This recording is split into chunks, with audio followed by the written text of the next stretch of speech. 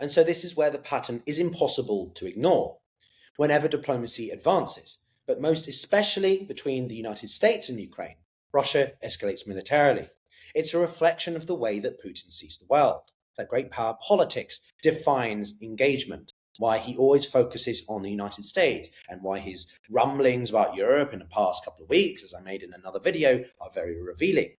And it's also reflective of what we've seen over the years of this war, that whenever there seems to be moments where there is more patience, especially in the Trump administration, over Ukraine's plight, the Russians respond by blanketing the country in airstrikes, or as we saw over the weekend, heinous attacks on the capital and absolutely devastating civilian infrastructure. And then immediately after these talks on Sunday, framed as being constructive, Moscow introduces a new escalation. What prompted me to make this video? Not on the battlefield, but in the narrative space. Russia claims that a drone attack was launched on one of Vladimir Putin's official residencies, Dolgoye Borodye, a secluded retreat used by Soviet and Russian leaders throughout history. Now, according to Moscow, their narrative is that 91 range drones were intercepted in the Novgorod region. No evidence has been provided, of course, or no damage reported, and it remains unclear, although pretty likely, that Putin wasn't even there. Ukraine has also obviously flatly denied these allegations, Zelensky calling it a typical Russian lie.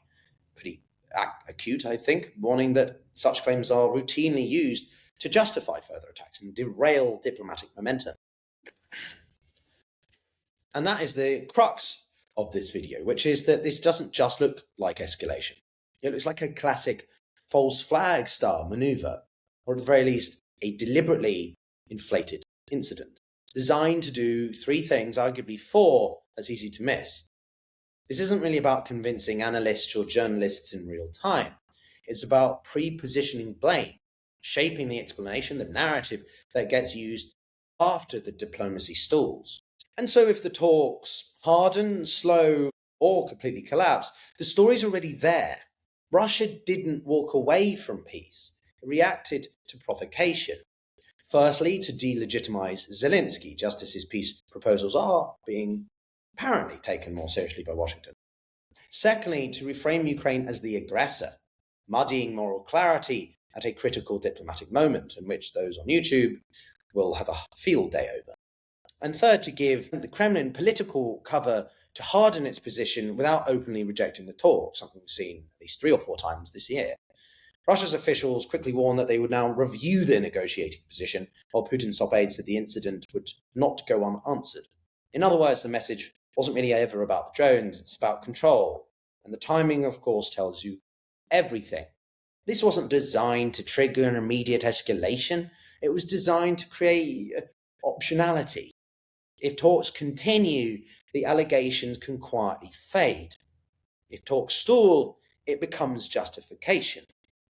And if Russia escalates, it becomes retroactive proof, in the sense that this isn't and wasn't a trigger, it was a placeholder.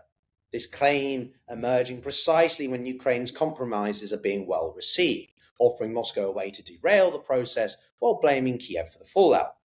It's a maneuver that we see time and again when Russia's options are being constrained. Escalation, therefore, real or manufactured, is restoring that leverage.